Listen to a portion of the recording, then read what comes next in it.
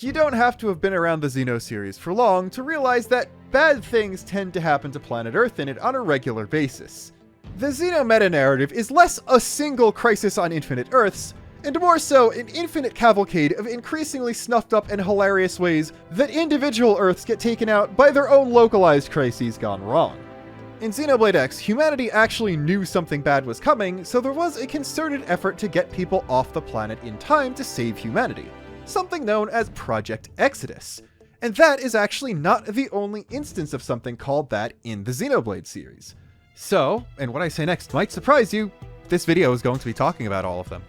Wow. I will naturally be spoiling every Xenoblade game in this video, including the new epilogue in Xenoblade X Definitive Edition, and though I will be talking about Xenogears and Xenosaga's equivalents of Project Exodus, that is going to be very briefly and without a whole lot of detail, so there will be zero spoilers for those games. Starting with Gears, I already have to admit that I lied to you. We don't actually know if there even was a Project Exodus equivalent in that continuity at all. This is because, even in the Perfect Works book, we're barely given any information about the whole universe outside the planet the game takes place on, so while we know the humans in Gears came from a civilization of humans who started out on Earth and eventually moved to the stars, we don't actually know if anything bad happened to the planet itself. All we really know is that, like in Saga, Earth is no longer the capital of human civilization and has been renamed to Lost Jerusalem, while also being a place it's forbidden to go to.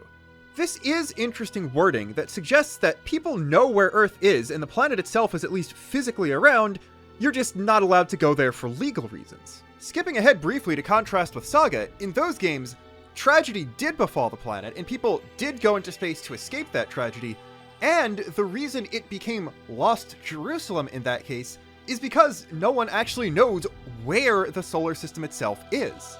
The wording in Gears leads me to believe that stuff didn't necessarily happen in this continuity, because while Saga does parallel and take unused ideas from Gears a lot, we don't know exactly what was unused besides things that were directly said in Perfect Works and have parallels in Saga.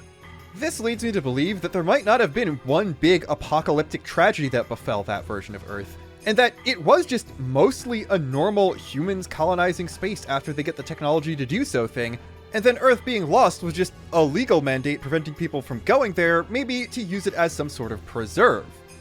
Xeno, heavily inspired by the Gundam franchise, it's very likely that even in Gears' Earth, the environment got catastrophically messed up because of humans, especially in developing the technology needed to go out into space in the first place, so I could very easily see it being something like that, where humans are not allowed to go to Earth anymore to allow the planet itself to heal, and it's Lost Jerusalem because humans lost the right to be there. This is backed up by the opening cutscene, where if you're ever able to actually hear the dubbed dialogue in any of the FMVs in this game, all the power to you, but it is mentioned that the threat is targeting, quote, the main planet, end quote, and Perfect Works does confirm that they meant Earth and not the current capital of humanity, which means the ship's navigation system has it as a location, and human bridge officers are able to recognize what that is, which leads me heavily to believe that it is just a legal mandate preventing people from going there.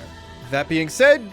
that is literally all I could say about this topic whatsoever, and considering that that was me talking about it, which means I spoke about 200% longer than I needed to, I don't think it is even possible to discuss this topic more, so let's fully move on to Saga. Before discussing Saga proper though, we need to go down one of the funniest diversions I think this channel is ever going to do. I've made my opinions on Xenosaga's canonicity to the numbered and now X Xenoblade games very clear, but for the sake of making my videos a bit simpler and more easily understandable, I'm going to treat the Xenosaga connection to numbered Xenoblade as being the exact same as the connection between X and numbered Xenoblade that was established in XDE, or at least how that is prior to ambiguous events at the very end.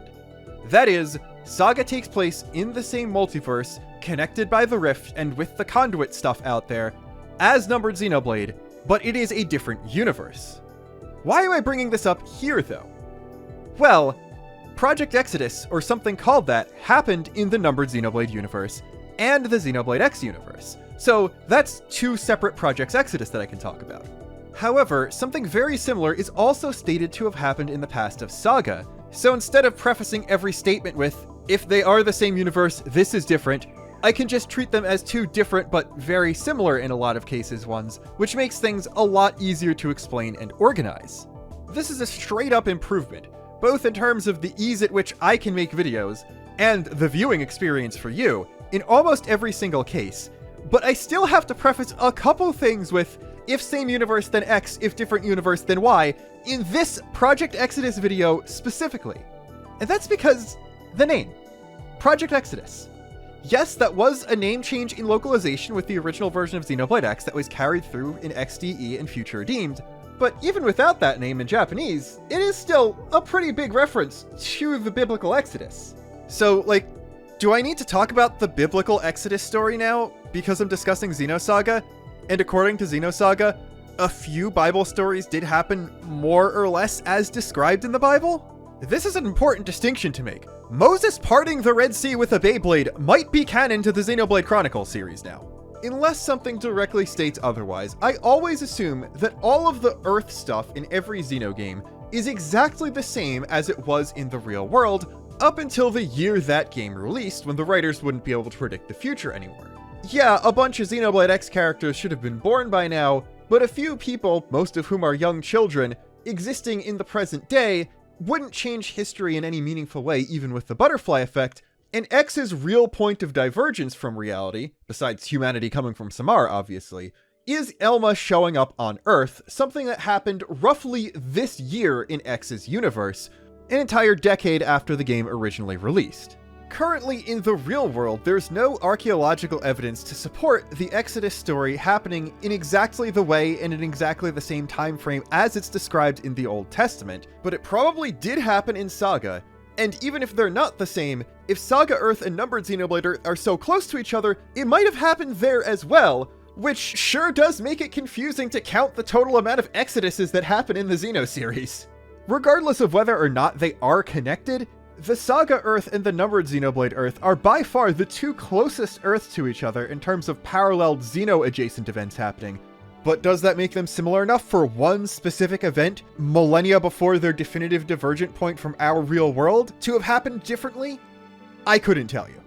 What I can tell you is I 100% believe that Moses did part the Red Sea with a Beyblade in the Xenosaga timeline, and that top was aligned with an anima relic, which explains literally everything. Why am I not talking about the biblical Exodus when it comes to Xenoblade X? Well, we have a definitive origin for X's humanity, descendants of hyper-advanced interdimensional aliens, and I think that contradicts every major world religion so much that whether or not one specific Bible story is literal fact or a metaphorical tale possibly inspired by historical migrations doesn't really matter in comparison. Anyway though, actual Project Exodus in Xenosaga, assuming it is a similar but parallel world to Numbered Xenoblade. Did one even happen? I am inclined to say yes.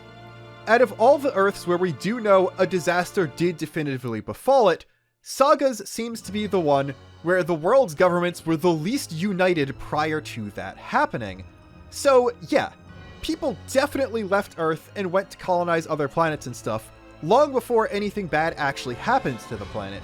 But I'm not sure if any of those people leaving were on some sort of one singular concerted effort by the government that would be a big all-encompassing project for the world to get humanity off of Earth and go out to the stars. It could have been individual countries, private people, or what have you, each sending ships out and doing their own different thing. The Galaxy Federation government in Saga does seem to date back to the Earth days, as it does consider Earth, or Lost Jerusalem, to have been its original home, with its current capital planet being called Fifth Jerusalem,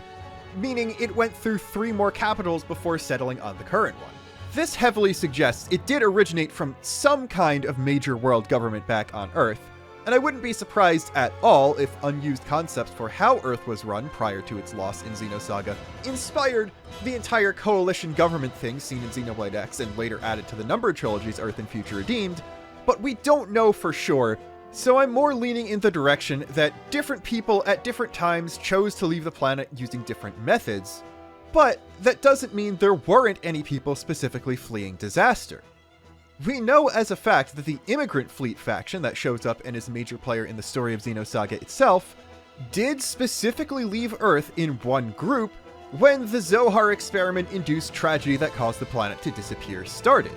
That's all well and good, but even during the time of Xenosaga, the Immigrant Fleet is basically a completely different civilization from the Galaxy Federation. They are in dialogue with each other, but they were apart for 4,000 years before reuniting, and since then have had a history of wars and conflicts about territory, the Zohar, and all sorts of other things due to cultural differences. There are sub-splinter groups of the Immigrant Fleet that wanted more reconciliation, some of whom have planets that straight up have joined the Federation by the time of the story and all that. But it is explicit in the Xenosaga 3 term database that the Galaxy Federation and the Immigrant Fleet were formed from two completely different fleets of ships that left Earth. Now, at the beginning, the Immigrant Fleet was tied together by religion, so it's possible that they were one fleet leaving for religious purposes, and the Galaxy Federation formed from another fleet that was a more secular effort by a combination of world governments, but it could also be possible that the Galaxy Federation was formed from people who left Earth before the disaster, and the Immigrant Fleet was just the majority of people who escaped it at the time. The fleet and their religion have heavy ties to the Zohar itself, so it makes sense that they would be the majority of people escaping when it happened, purely because they would have the most connections to know that something was going wrong with it in the first place. That's one possible way to rationalize all this, and it's the one that I more believe in, but it is kind of worth noting that a time frame for the disaster causing Earth to be lost is never given. It's just said that Earth started disappearing because of a Zohar experiment, the Immigrant Fleet was able to escape, and then due to redacted, the disappearance phenomenon was limited to the Earth itself, so nothing else was lost and the rest of the universe was okay. If methods were used to contain the disappearance, it's possible similar ones were used to slow down the disappearance, and that allowed another entire fleet to escape at the same time.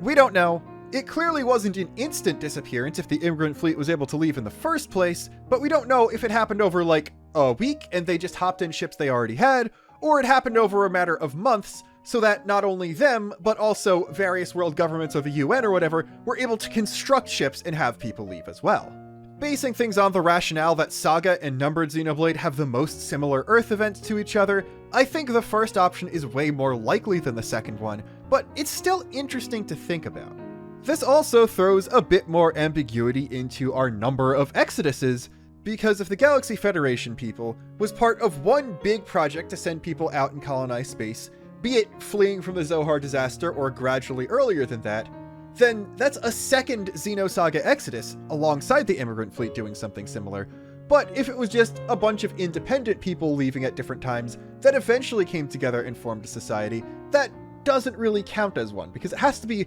a project to be Project Exodus, you know? And a bunch of loosely affiliated groups sending out a couple ships each is a much different thing than Numbered Xenoblade's Coalition Earth sending out at least 13 ships that we know of. Speaking of, let's talk about the first Xeno universe by real-world publication to include something actually called Project Exodus, even if we didn't learn about this specific iteration of it until long after X first introduced the concept. Even if the entire game of X focuses around survivors of its Project Exodus, and the entire epilogue is about those people doing a second one, we know just about as many details about the Numbered Xenoblade project as that one. While we only hear about the project from a public news broadcast, something that's very susceptible to classified information, censorship, or propaganda,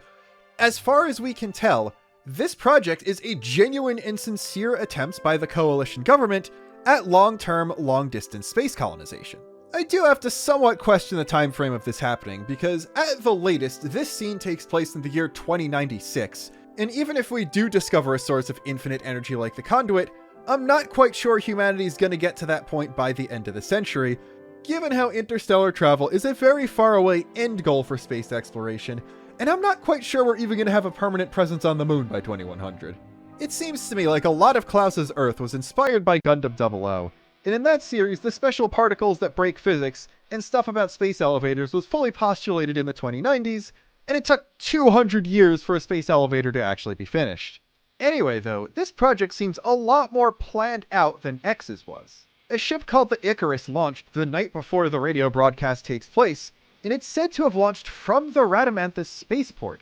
implying that it was constructed in orbit and sent away from Earth from the top of one of the beanstalks, which, yes, that is the ideal way to make a giant interstellar ship, especially if you already have a space elevator. Whereas in X, as far as we can tell, the ARC ships all launched from the surface of Earth, when getting out of the atmosphere is the hardest and most energy-intensive part of even interstellar travel on a pound-for-pound basis. Anyway though, the Icarus was the 8th ship launched as part of the project, and the 9th through 13th ships already have planned launches. And based on how they're discussing things, it seems like the entire Saviorite Rebellion hasn't started yet, and doesn't seem like it will for a bit, so I do think it's pretty reasonable to assume that those 5 ships launched without issue as well. Those 5 ships are all of the same class, being Philadelphia-class ships. Not so coincidentally the exact same designation given to the ship in the intro of Xenogears, by the way, and are said to have a capacity of 1.5 million apiece, a massive step up from the 480,000 passengers who just launched on the Icarus. It's also stated that the total amount of colonists on the project is 10 million, which means that if all the Philadelphia ships were up to capacity, 7.5 million would be handled by them alone, and if you slightly round up the Icarus's population, that means the first 7, oh hey, that's the Xenoblade 3 number, ships accounted for about 2 million people. This of course makes sense. The first ship probably only had a couple dozen thousand people, and then eventually they made it up to the same kind of ship the Icarus was using, having about 500,000, and then the majority of people are going to be on the last few ships, which are much larger, boasting capacities the size of all but about the 200 biggest cities on the planet, and probably also not coincidentally, about the exact same population Philadelphia had in the last US Census. We're even told the Icarus's intended destination, the Eta Carinae Nebula in the Carina Sagittarius arm of the Milky Way. Now, if you look at a map of the Milky Way, you could see that the Carina Sagittarius arm is right next to the Orion arm, which is where the Sun is currently located, so that makes sense as a place to go on an interstellar mission. It's basically next door by galactic standards, and is probably safer than traveling down the Orion arm, as going in between arms means there's a bit less stuff to get in your way in between you and your destination. It also seems to be relatively sparsely populated, with many of the stars in it being young, so if you're looking for a new planet to settle, finding one around a young star is a pretty good idea, at least as long as you get one that's cooled off enough where the planet's surface isn't literally molten. What I do have to question, though, is the choice of the Carinae Nebula in particular. I don't really know how to judge distance, since I'm assuming that, like with X's Arc ships, these Exodus ships also have faster than light travel. But either way, it's only 7,000 to 8,000 light years away, which is a pittance by galactic standards. And on top of that, it's an over 200 light-year wide zone of tons of star formation with a bunch of different young clusters in it. There are 2 major problems with that, though. Many of the stars being formed are massive ones, which, in addition to being way hotter and harder to find a planet in the habitable zone of, have drastically shorter lifespans than one like the Sun. The reason why astronomers prefer looking for Sun-like stars to try and find potential future habitable planets for humanity isn't just because we know the solar system very well. It's because stars that are any larger than the Sun live for so much less time. The lifespans of the giant stars you'll find around the Carina Nebula are measured in millions of years, when the Sun, which is already halfway through its main sequence lifespan, has 5 billion years remaining. On top of all that, you have the Eta Carinae system itself to worry about. It has no known planets, so it's not like anyone's going to be settling there specifically, but Eta Carinae is an extremely unique star. It's a binary system, which is absolutely not unique at all. The Sun is an exception, believe it or not. But the more massive of the 2 stars is just straight up one of the most massive we know about, and the system is an extremely erratic variable that had a violent eruptive event as recently as the 1840s that was so bright it went from not being visible to the naked eye to the second brightest star in the sky. That's the kind of event and kind of star system that's actively being researched so we don't accidentally detect false positive supernovas in distant galaxies. It's also a system of 2 extremely massive stars, which yes, means they are going to go proper supernova eventually. And given their current age, sizes, and rate of mass loss already, it's gonna happen relatively soon. Relatively soon, of course, could still mean 2 million years from now, but there's no reason to take that much of a risk when almost every other star in the Milky Way is going to be around for so much longer. Yeah, you won't be settling directly around the star unless you build a bunch of space colonies, but if that thing goes supernova when you're anywhere in the Carina Nebula, you're just dead. You are losing your ozone layer, you're probably getting the atmosphere stripped off of your planet, and I don't think the shielding on your space colony is going to protect you from a concentrated jet of ionized radiation. The Carina Nebula is a very, very interesting place that deserves all the study it's been given and more, but like, observe it from a distance, please. Don't try to settle there. That is a terrible idea. Honestly, maybe this is the explanation for the blue light at the end of Future Redeemed. It's nothing to do with any other Xeno game. It's just the last survivors from the Icarus crew coming crawling back to Earth with their tail between their legs after Eta Carinae went supernova less than 1,000 years after they got there. On that note, that is basically all I have to say about numbered Xenoblade Project Exodus. We know a lot of the details, but we don't actually know what happened to any of those people. They almost certainly made it far away from Earth long before Klaus's experiment, something that we know really only affected the area around the planet itself, so they're probably still out there, but I couldn't tell you if they're just a combined Easter egg to Xenosaga and Xenoblade X, the actual Saga Galaxy Federation, or some other kind of dangling plot thread, until we get more information on them, which I'm not sure we ever even will. Before we move on to the original member of the Project Exodus family, and the most recent addition from Chapter 13, I have to talk about one more thing connected to both numbered Xenoblade and X, and defend some of the people who disagreed with me in the past. When Future Redeemed first came out, many people believed that it was an indication that the Earth from Xenoblade X and Klaus's Earth were the same planet, and those two games' backstories took place in the same universe. I of course disagreed with that, but one thing I never said was a contradiction to the connection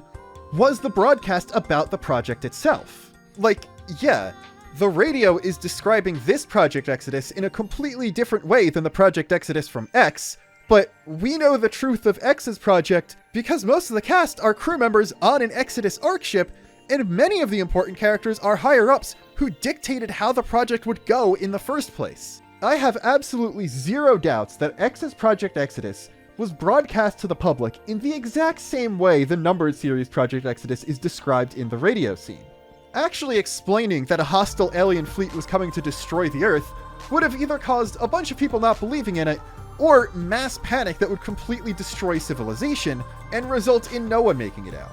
Given how it would be almost impossible to hide the construction of a bunch of massive ships, describing them as a concerted colonization effort just makes the most sense. And, well, we already know they lied, even to military crew members on the White Whale, about whether or not their physical bodies would be preserved on the ship. So I think pulling one over on the general public is pretty reasonable a thing for them to have done, especially since there was one unified Earth government.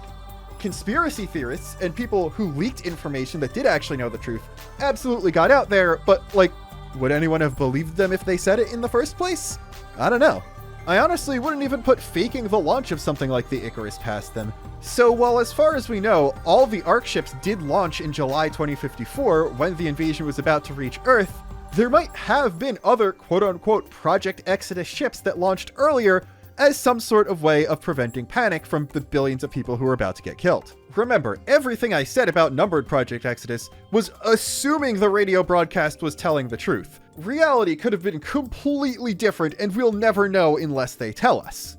Anyone who said that the radio broadcast was not a contradiction with X was 100% correct in doing so, and I never used it as a point in saying that they weren't the same universe. And then all we have left is to talk about the original Exodus that was actually called that from regular Xenoblade X, and the most recent member of the family in XDE, and unfortunately I have a lot less to say about those. Not because they aren't interesting, but just because they're the plot of Xenoblade X and XDE, and most of the details are pretty spoon-fed to the player directly through required story dialogue, most of which we can assume is accurate because it comes from either our player character participating in the second project, or people who are heavily involved in the creation of the first project telling us what was literally the truth and not what they told the general public. I will try my best though. While the opening and closing narrations of every Xeno game are probably from an omniscient point of view regardless of the character actually giving the narration, we do have to remember that it is Lyn who's giving the one for Xenoblade X.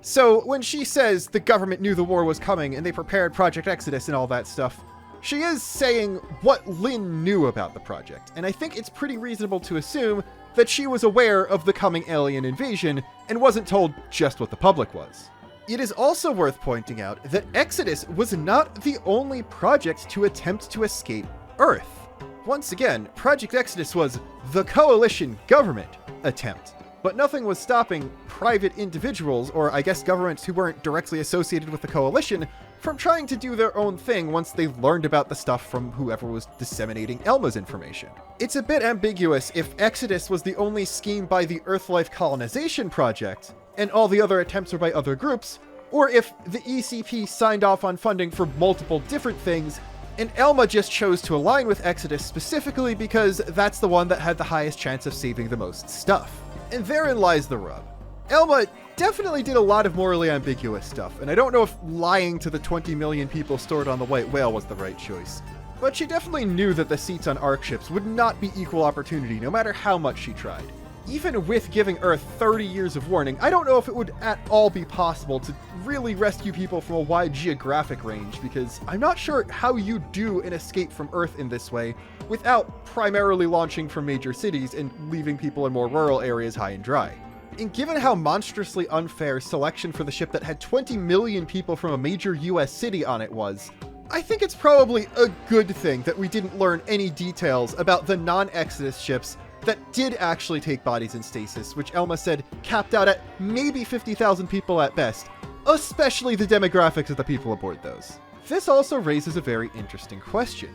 If the maximum size of a real body-carrying ship in X's universe is 50,000, what's up with the 1.5 million people on the Philadelphia-class arcs in the numbered games? You could very easily say that they just did mimeosomes the same way as the White Whale, just on a bit of a smaller scale, but I don't really think that's the case. That's just because numbered Xenoblade Earth has a lot better technology than X Earth. In X's case, literally all they had was the technology of the Ares Prime to reverse engineer, and possibly some of the energy from the cores. I think the Ares cores combined are not as powerful as a conduit, and I also think that humanity and even Elma would not be able to fully access the entire energy from them in the first place, so while they were directly handed several advances in technology, it seems like those would be classified for a lot longer than even the already pretty long time that kind of thing is classified for, and then that also all needed to be manufactured with existing infrastructure, pipelines, and techniques on Earth. On Klaus's side, they weren't directly handed blueprints for anything, but they did have the conduit. And the conduit's infinite energy basically bypasses all of that. The conduit itself is made of some quantum funkiness, which probably is able to massively advance quantum computing almost instantaneously, and then you could use that infinite energy to funnel it in to your new, extremely powerful computers with no environmental repercussions whatsoever, which probably allowed them to brute force basically everything Elma handed X's humanity the blueprints for. That ship carrying 50,000 people in stasis would have had to have been constructed on Earth under gravity without much more advancements. On top of that, numbered Xenoblade Earth has 3 orbital elevators and clear capacity to have industrial stuff being constructed in orbit, which completely paradigm shifts the amount of things you can do because microgravity is pretty OP. Plus, they weren't on any time crunch, so they were able to actually refine and iterate on the ship concepts over multiple generations of vessels, as opposed to immediately constructing the first space-worthy thing they could possibly throw together and flinging it out of the solar system as soon as they saw aliens. Because of all this, I'm not exactly hot and bothered by the idea that numbered Xenoblade's Philadelphia-class ships would be able to carry 30 times more physical human beings than a colony ship from Xenoblade X's Earth. Also, the time frame might have been completely different. We know as a fact X's humanity had about 30 years to prepare, but we don't know when the conduit was discovered or when the radio scene in Future Redeemed takes place, so it's possible they had more than that amount of time to advance technology as well. And then there's the horrifying ethical implications of actually uploading people to a hard drive. This is completely sidestepped in X itself because everyone who was uploaded had their physical body destroyed almost immediately because Earth blew up. In practice though, getting your brain patterns scanned and genetic data uploaded into a computer isn't transferring yourself out of your body and into a machine. It's effectively making a digital clone of you. So assuming all the Philadelphia ships went out before Klaus's experiment, there would be about 10 million people out among the stars that are exact copies of 10 million people still living normal lives on Earth. And I don't know if they wanted to have that kind of implication in the background of a Future Redeemed scene, because if Xeno wanted to touch on that kind of ethical and philosophical dilemma, they'd do it as a major plot point, because that's a very Xeno thing to touch on.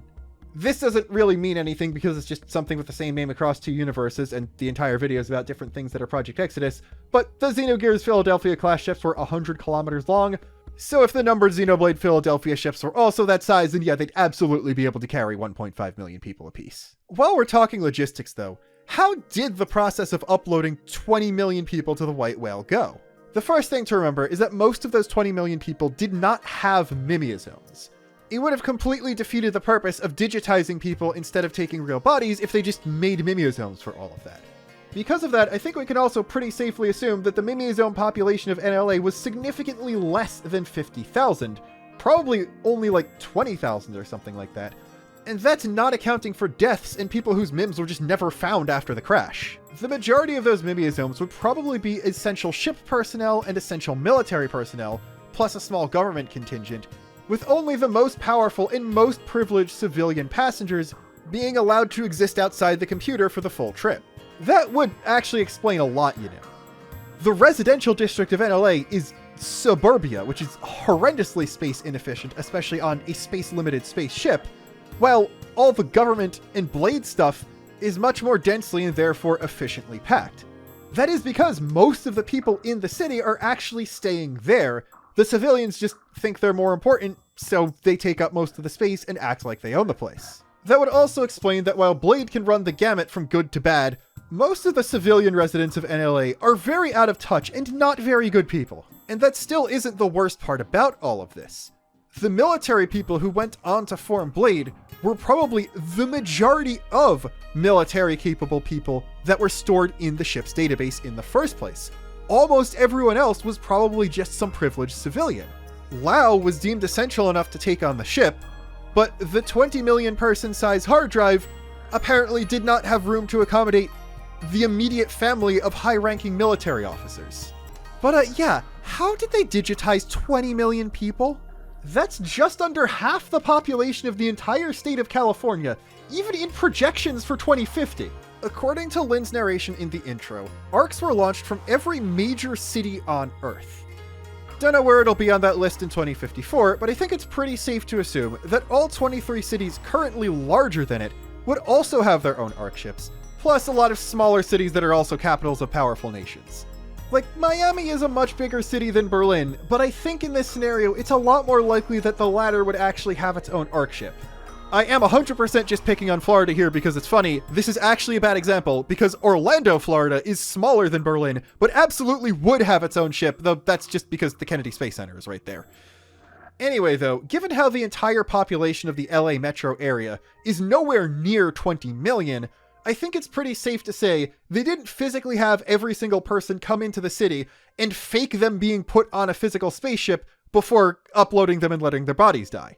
My best guess is that they made the incoming invasion knowledge to the general public relatively soon before the battle started, and the entire world just declared a state of emergency and had everyone go to some sort of shelter they pre-prepared. Then when they got to that shelter, you had to use your ID to get in or something, and anyone who'd been predetermined to be worthy of being put on one of the ARC ships who hadn't already been uploaded because they knew this was coming would get that done via some sort of faking thing in some medical procedure during that.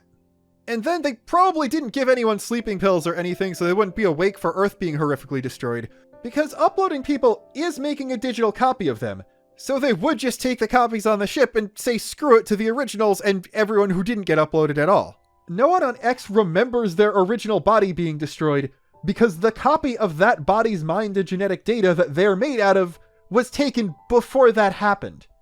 Don't know how any of this making a second copy of a person and not sharing memories shakes out now that everyone on the White Whale 2 has been through the rift and also the soul canonically exists, but we're not talking about that here. The only confusing thing is that 20 million people is a large amount for explicitly not being the only United States ARC, and also explicitly the vast majority of people being on it being the rich and powerful, because a nebulous majority of 20 million is not the upper crust of the 1%. 20 million is upwards of 5% of the entire United States projected population in the year 2050, which, given how, at the very least, New York City and DC probably also had similarly sized ARCs, I'm not really sure what's going on here. My best guess is that rich people from countries that didn't necessarily have their own ARCs just paid to get on the American ones and were prioritized over Americans because they paid that much. Yeah, depending on your definition of major city by a global standard, LA might be the only US city west of the Rockies to even have its own ARC, And while you could reasonably argue that maybe some people from Canada and Mexico were assigned to LA because that was the closest city with an ARC ship, there aren't exactly a lot of people living in the bits of Canada that are closer to LA than Toronto, and Mexico City is so much larger than LA, they might have just straight up gotten 2 arcs and handled everyone from the country through those. Elma also says that every single Exodus arc had the capacity to contain 20 million people, so the White Whale's capacity wasn't just it being given preferential treatment because she was on it. So I honestly do think the numbers of people being preserved are a bit too high to fit the game itself's narrative. Obviously, 20 million times the amount of major cities in the world still means a horrific amount of people were killed without any backups being made of them, and many arcs didn't even make it out of the atmosphere, so add 20 million times that to the death toll. But even with that, we're given the implication that Lau's family being killed is a very, very common occurrence when it comes to the White Whale. And even if tickets on the White Whale's hard drive were available to the highest bidders around the world, I still find it hard to believe that there are 20 million people rich enough to boot the close family members of a lot of members of Blade off the ship. Lau's speech in Chapter 11 contains the sentence, "If you weren't rich or connected or part of the First World elite, you got left to die on Earth." And while I 100% agree with the message being stated in this line, I just don't think that the amount of people who are sufficiently rich, connected, or part of the First World elite to orchestrate all this would fill even one 20 million capacity ARC ship, let alone the seeming dozens that were launched from around the world. And that's not even counting other rich people who bankrolled their own projects or bought a ticket on those instead of Exodus. It is still my headcanon that the smallest ARC ship to launch during the entire escape from Earth across all of the projects was the Monegasque one. And that's because they literally just uprooted the entire country of Monaco, stuck it in the same kind of habitation unit the White Whale used, and flung that off into space because screw it, they could afford to do that. This went absurdly off the rails at some point, and I'm not quite sure how to transition into talking about the second Project Exodus from Chapter 13, so I'm just going to use this sentence as an extremely clumsy way to do so. Honestly, Project Exodus 2 is more or less just the first one, but again, and on a much, much smaller scale, and most of the aliens are also good guys this time. Really, the only big difference is that everyone's physical bodies are actually going on the ship this time. The fact that they can comfortably do this on a ship that's much, much smaller than the original White Whale, while also seemingly still carrying the same amount of supplies proportional to the amount of people on it,